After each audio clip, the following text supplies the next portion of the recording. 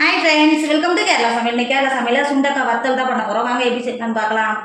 Friends, நான் சுண்டக்காய் எடுத்திருக்கேன். இதை நம்ம சுண்டக்காய் வத்தல் தான் பண்ண போகிறோம் இன்றைக்கி. அதனால் எடுத்துருக்கிற சுண்டக்காயை ஃப்ரெண்ட்ஸ் இப்போது இது மாதிரி ஒரு பாத்திரமோ இல்லை நம்ம உரல் இருக்குது பார்த்திங்கன்னா, இஞ்சி பூண்டு இடிக்கும் இல்லை, அந்த உரலில் எடுத்து ஏதாவது ஒன்று எடுத்துக்கோங்க. எடுத்துகிட்டு இந்த சுண்டக்காயை உள்ள சேர்த்துக்கோங்க. சேர்த்துட்டு இந்த புடிக்கல் இருக்குது பார்த்திங்களா, இப்படி லைட்டாக இது தட்டி கொடுத்துக்கோங்க.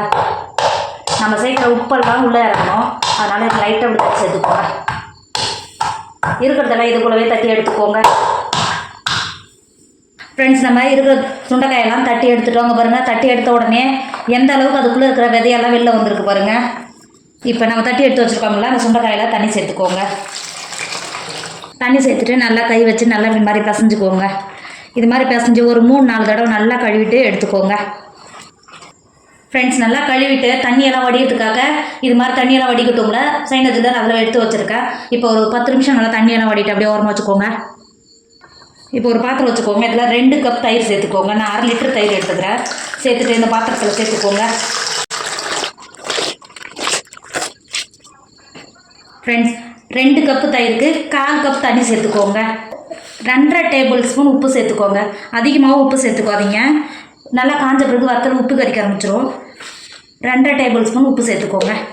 சேர்த்துட்டு நல்லா கலந்து கொடுத்துக்கோங்க. உப்பு, தயிர், நம்ம சேர்த்து தண்ணியெல்லாம் நல்லா கலந்து நல்லா கலந்து கொடுத்துக்கோங்க. இந்த அளவுக்கு நல்லா கலந்து எடுத்ததை நம்ம ஏற்கனவே கழுகி மாற்றி வச்சுருக்கோம்ல சுண்டக்காய், அதை உள்ளே சேர்த்துக்கோங்க. சேர்த்துட்டு நல்லா கலந்து கொடுத்துக்கோங்க. சுண்டக்காய் தயிரோட நல்லா கலந்து வரும்போது நல்லா கலந்து கொடுத்துக்கோங்க. இப்போ பாருங்கள், இந்த அளவுக்கு நல்லா கலந்து கொடுத்துட்டு மூடி ஒரு நைட்டு மோர்லேயே நல்லா ஊறுற மாதிரி மூடி ஒரு வாரம் வச்சுக்கோங்க. இப்போ பாருங்கள், நல்லா ஓவர் நைட்டு நல்லா மோர்லேயே இருந்து நல்லா ஊறிடுச்சு. இப்போ பாருங்கள், பார்க்கவே எவ்வளோ ஒரு சூப்பராக இருக்குது பார்த்தீங்களா ஃப்ரெண்ட்ஸ். இப்போ பாருங்கள், நல்லா லைட்டாக வெள்ளை கலர் மாதிரி இருக்குங்களா, இப்படி தான் இருக்கும். இப்போ இந்த சுண்டைக்காயை மட்டும் எடுத்து பாருங்கள், தண்ணி வடியும் பார்த்தீங்களா, அந்த பாத்திரத்தில் எடுத்து வடித்து எடுத்துக்கோங்க. மோர் பாத்திரத்தில் இருக்கட்டும், வெறும் சுண்டைக்காய் மட்டும் மாற்றிக்கோங்க.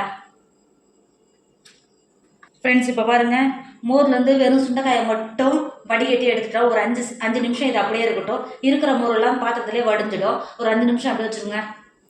ஃப்ரெண்ட்ஸ், இப்போது ஒரு 5 நிமிஷம் ஆகிடுச்சு. நல்லா அங்கே பாருங்கள், நல்லா மோரெல்லாம் நல்லா வடிஞ்சிடுச்சு. இருக்கிற மோரை மூடி இப்போ இது ஒரு ஓரமாக வச்சுக்கோங்க. ஃப்ரெண்ட்ஸ், இப்போ மொட்டை மாடியில் காலையிலேயே நல்லா வெயிலாக இருக்குது. கீழே ஒரு பாலித்தீன் பை போட்டிருக்கேன், பிளாஸ்டிக் பை. நம்ம எடுத்து வச்சுருக்கோம்ல, மோரில் ஊற வச்சு எடுத்து வச்சுருக்கோம்ல, சுண்டைக்காயை உள்ளே சேர்த்துக்கோங்க. சேர்த்துட்டு நல்லா காயிற போல் இது மாதிரி தனித்தனியாக இருக்கிற மாதிரி இது மாதிரி தழவி கொடுத்துக்கோங்க. நல்லா தழவி கொடுத்துட்டு இது ஃபுல்லாக நல்லா காய வச்சுக்கோங்க. பாருங்க, ஒரு நாள் நல்லா சுண்டைக்காய் காஞ்ச உடனே எந்த அளவுக்கு நல்லா கலர் மாதிரி இருக்குது பார்த்தீங்களா. இப்போ இதை வேறு ஒரு பாத்திரத்துக்கு மாற்றிக்கோங்க. ஃப்ரெண்ட்ஸ், இப்போ ஒரு நாள் காய வச்சு எடுத்துன்னு வந்திருக்க சுண்டைக்காயை நம்ம முன்னாடியே மூடி வச்சுருந்தோம்ல மோர், எடுத்துன்னு வந்த சுண்டைக்காயை திரும்பவும் அதுக்குள்ளே சேர்த்துக்கோங்க. சேர்த்துட்டு நல்லா கலந்து கொடுத்துக்கோங்க. நம்ம ஒவ்வொரு தடவையும் இதில் போட்டு எடுத்து காய வைக்கும் போதெல்லாம் இதில் இருந்தால் உப்பு மோரும் நல்லா பிடிச்சி சுண்டைக்காய் நல்லா சூப்பராக இருக்கும். டேஸ்ட் நல்லா உப்பும் புளியும் சேர்ந்து கசப்பு எதுவும் அந்தளவுக்கு தெரியாமல் டேஸ்ட் நல்லாவே இருக்கும்.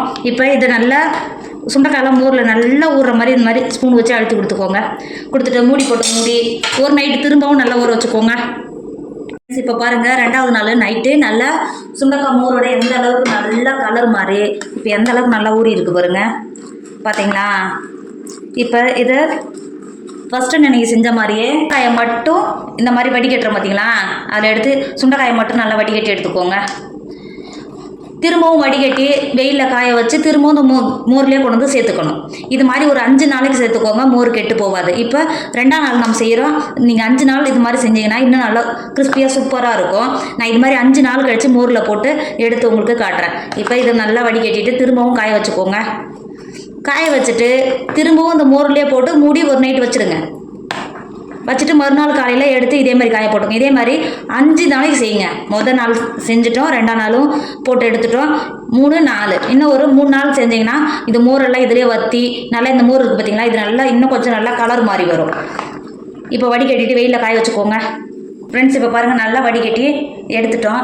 திரும்பவும் சொல்கிறேன், இதை மோர் கெட்டு போகாது. மூடி போட்டு மூடி இது மாதிரி ஓரமாக வச்சுக்கோங்க. வெயிலில் காய வச்சு திரும்பவும் இந்த மோர்லேயே சேர்த்துக்கோங்க. இது மாதிரி 5 நாள் சேர்த்துக்கோங்க. இப்போ 2 நாள் நம்ம சேர்த்துட்டோம். இன்னும் 3 நாளைக்கு நம்ம இதில் தான் ஊற வைக்கணும். அப்போ தான் மோரில் ஊறும்போது தான் இந்த சுண்டைக்காய் அவ்வளோ ஒரு டேஸ்ட்டாக இருக்கும். மோர் கெட்டு போகும், கலர் மாறிடுச்சு அப்படிலாம் நினைக்காதீங்க. மோர் கெட்டு போகாது, இன்னும் நல்லா டேஸ்ட் இருக்கும். இது எத்தனை நாளைக்கு நீங்கள் இதில் ஊற வைக்கிறீங்களோ அந்த அளவுக்கு நல்லா டேஸ்ட்டை கொடுக்கும். இப்போ இது வெயிலில் காய வச்சுக்கோங்க. வெயிலில் காய வச்சுட்டு திரும்பவும் சொல்கிறேன், நான் 5 நாளுக்கு அப்புறம் நல்லா காய வச்சு உங்களுக்கு காட்டுறேன். ஃப்ரெண்ட்ஸ், நம்ம காய வச்ச சுண்டைக்காய் வத்தலுங்க பாருங்கள், டேஸ்ட்டும் அவ்வளோ ஒரு சூப்பராக இருக்குது. நீங்கள் இது மாதிரி அடிக்கிற சம்மர் வெயிலுக்கு இந்த மாதிரி வத்தலெல்லாம் பண்ணி வச்சுட்டிங்கன்னா உங்களுக்கு எப்போலாம் தேவைப்படுதோ அப்போ எடுத்து யூஸ் பண்ணுறதுக்கு கரெக்டாக இருக்கும். ஸ்டோர் பண்ணி வச்சுட்டிங்கன்னா உங்களுக்கு எப்போலாம் தேவையோ அப்போ எடுத்து யூஸ் பண்ணுறதுக்கு கரெக்டாக இருக்கும். இது 1 வருஷம் வரைக்கும் கெட்டு போகாமல் இருக்கும். இப்போ அடுப்பில் ஒரு அணல் வச்சுக்கோங்க. இப்போ சுண்டைக்காய் வத்தல் வறுக்கிறதுக்கு ஒரு வானல்ல எண்ணெய் வச்சு எண்ணெய் நல்லா சூடாயிடுச்சு. நம்ம ஏற்கனவே காய வச்சு எடுத்து வச்சுருக்கோம்ல சுண்டைக்காய் வத்தல், அதோட சேர்த்துக்கோங்க. சேர்த்துட்டு ஒரு 10 நிமிஷத்துக்கு மட்டும் இது வறுத்துக்கோங்க. நம்ம இதோட சுண்டைக்காய் நம்ம வறுக்கும் போதே நம்ம மோர் சேர்த்து பண்ணதுனால இதோட வாசனை அவ்வளோ ஒரு சூப்பராக இருக்கும். இப்போ பாருங்கள் 10 நிமிஷத்தில் எந்த அளவுக்கு நல்லா கலர் மாதிரி நல்லா வந்துட்டு பாருங்கள். இப்போ இதை வெளில எடுத்துக்கோங்க. நம்ம வறுத்து எடுத்த சுண்டைக்காய் பாருங்க எப்படி இருக்கு பார்த்தீங்களா? இது மாதிரி நீங்கள் வறுத்து ஒரு பாட்டிலில் போட்டு ஸ்டோர் பண்ணிக்கிட்டாலும் உங்களுக்கு எப்போலாம் தேவையோ அப்போ சட்டுன்னு எடுத்துக்கலாம். இது குழந்தைங்களுக்கெல்லாம் கஞ்சியெல்லாம் கொடுக்கும்போது கூட சேர்த்து கொடுத்தாவே அவங்களால விரும்பி சாப்பிடுவாங்க. டேஸ்ட்டும் அவ்வளோ ஒரு சூப்பராக இருக்கும். கண்டிப்பாக நீங்களும் ட்ரை பண்ணுங்கள். என்னோட வீடியோ உங்களுக்கு பிடிச்சிருந்தா உங்கள் ஃப்ரெண்டு உங்கள் ஃபேமிலிக்கு ஷேர் பண்ணுங்கள். மறக்காமல் கேரளா சமையல் சப்ஸ்கிரைப் பண்ணிக்கோங்க. தேங்க்யூ.